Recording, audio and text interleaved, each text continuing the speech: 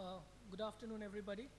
So what I'll do is, in the next 10 minutes, I'll talk about what is the expectation from, I think, given if you want to do a blue sky gazing of the next 5 to 10 years, what's the expectation of the new relationship between a marketeer, a media owner, and a media provider is going to be, and what I call is a new age partnership. If you really look at three things, one is in the environment. Uh, there is going to be optimism. Yes, we have our hiccups, we have our issues of governance, we have some obviously issues in terms of law and order and security, but India is a long-term growth story. And in most of the cases of consumption, we are at a bottom end of the penetration cycle, and therefore, in a lot of cases, the consumption is going to increase, and therefore, India is a lot of long-term growth story. Number two is, I think, from a consumer point of view, the consumer in India is value seeking, and if you can give more value to the consumer, there'll be more consumption. And as far as the industry is concerned, I think what I call a concept called dependent growth is that if we all of us work together, there'll be more growth, more consumption, as opposed to being at cross purposes. In fact, this is something which is also very, very relevant with, say, FMCG marketeers and other providers, along with modern organized retail. Unlike a mature market like US, where there is a lot of issues on margins and, in India, we believe that in the next 5 to 10 years, since a long-term growth consumption story, the story is, so the discussions with, say, between an FMCG and modern trade is not about margins, but it's about dependent growth. How can we work together to grow the market and grow consumption? So therefore, what I talk about is whole is greater than the sum of the parts. What is the new consumer going to be? And this is something which is completely different from what the rest of the world is going to be. If you look at this piece of data, by today you have 50% of the India's population below the age of 25, and the median age is going to only go down in the next by 2020. And look at China, which is going to be 37, the average age, and 48, Japan.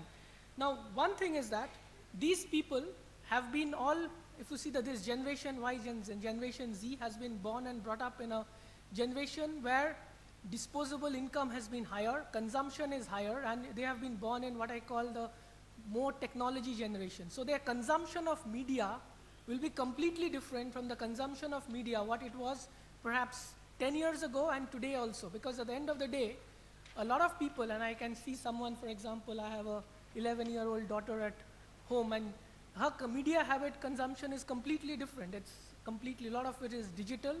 They might not want to read newspapers the traditional way. They might not want to watch a boring soap. But then this is going to be a change. Number two is we were born and brought up, the earlier generation of Indians were born up in a generation with a scarcity mindset. So therefore, the attitude towards consumption, attitude towards savings, and attitude towards spending is completely different as we go up, down the, in terms of, the age strata.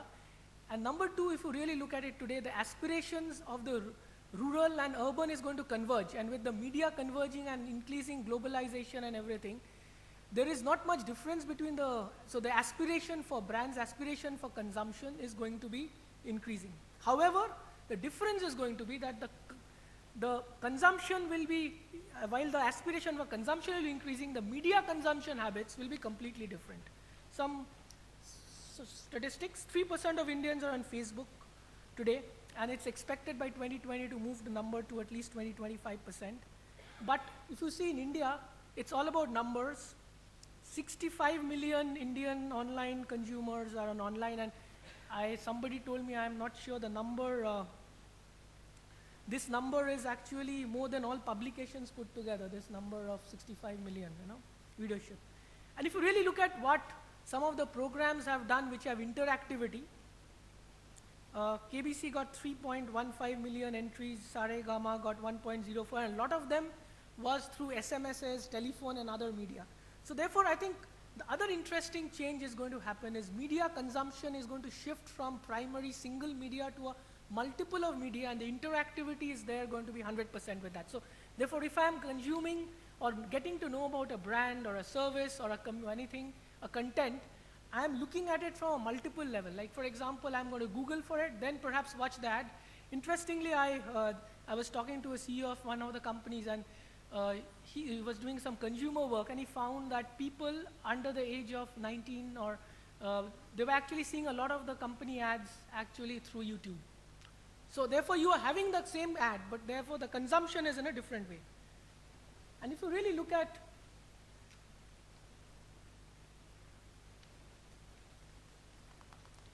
I'll just, yeah. See, if you really look at it, the expectations of media consumption have changed. So therefore, how telecom companies have leveraged on the programs of the, if you really look at some of these live, these programs like KBC and any of these reality shows, it has generated into a revenue model for alternate companies. So therefore, at the same time, while it's a revenue model for, say, a media house, it's a revenue model for actually a telecom company. Cadbury and Nestle have done it. They have actually done short format stories on with alternative endings on digital. You have a case of a Coke MTV studio where you are actually not using just a communication but a branded program to drive a equity for a brand. And magazines have done, for example, some of the Femina Miss India or any other properties. But today this property is being used not just through a magazine, but is being used 360-degree in the multimedia format. So the essential change that has happened is this.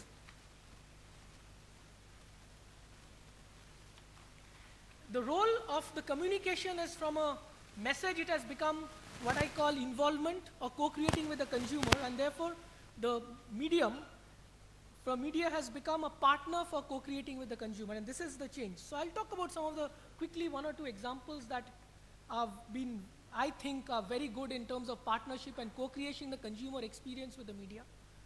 These are three. I think one is a Volkswagen, and it was a talking newspaper launch of Vento. The second one is Nickelodeon with Legos, I think Go Play, where they, and the third one, which is something which we did, I think the Saffola World Heart Day, we partnered with all radio stations in the city, where all the radio stations actually took off their regular programming and talked about a healthy heart on the World Heart Day.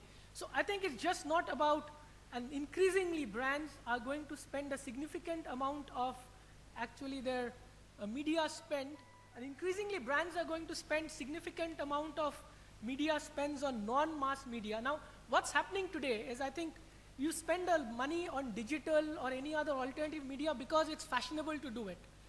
And it is not integrated into the main this one, so you don't have media neutral ideas, but people do it because, you know, it's, you have in your goal sheet or KPIs, I have spent X% on alternate media. But you don't look at media holistically. I think that's going to change. The other thing about television is, I think TV is not about airing TVCs alone. And 5 years from now, or even another 2-3 years from now, I believe that it's going to be more into spending money on just impact than money on just buying television commercials. I will take an example of, this is on print, but there are examples on television. I think this is what we did with Saffola and Times of India, and I think there are a lot more examples print is doing today. And it's just, and you can't measure these kind of things with, I think, CPRP, CPT, and all these things. But ultimately, these activities give long-term brand equity. We do something with ABP Group in Calcutta on a certain brand. And just to give you an example, while you can't correlate directly with sales, the kind of equity it does is, I think, enormous. I think, just to give you one of the scores on Nihar understanding the Bengali women is doubled by just doing this. One of the things of this big pivot is this activity. So therefore, going forward, to conclude, I think two things. What is being partnering to the marketing? How do media houses do it? First is breaking clutter with innovation. We are at this stage.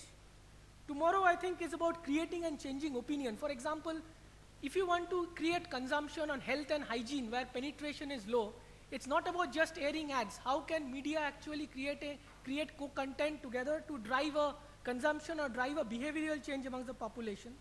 And thirdly, which I would think will happen in the future, is can the media provider be a one-stop solution partner for a marketing problem?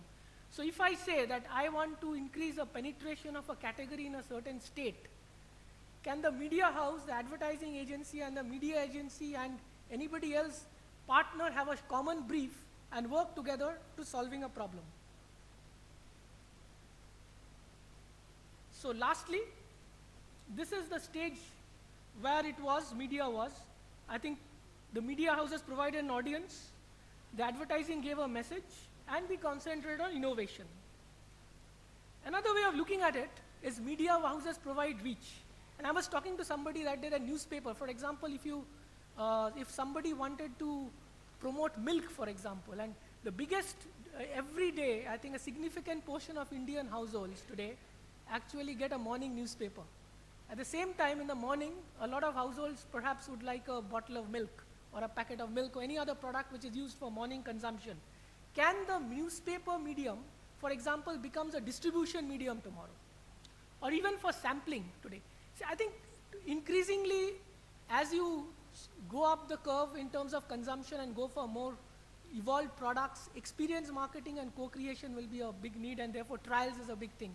Can the medium become just not a medium for the message, but a medium for sampling or medium for experiencing the product? And thirdly, what I talked about at the end, and I'm not talking of I think advertising paying money for buying editorial, but I'm talking about how can you drive consumption and behavior. For example, if financial services penetration is low in India, how can media drive consumption in terms of changing behavior and content and aid? So it's a win-win situation for everybody, that Indians need more savings, India needs more banking, India needs more insurance penetration, or it could be a personal hygiene product.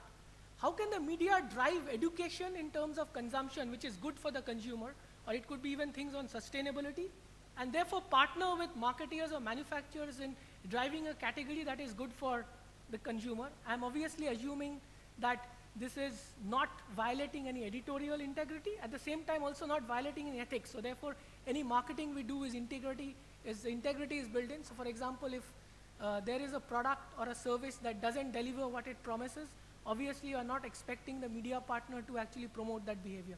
So I think that's what I see in the next 5 to 7 years, that just becoming from a medium to actually solving a marketing problem together, driving consumption in this country, because as I said, that India is a long-term growth consumption story, and actually co-creating and co-partnering with all the stakeholders together, and actually and not being seen just as one of the service providers, and that's where see the relationship going. So that's all I had to say. Thank you.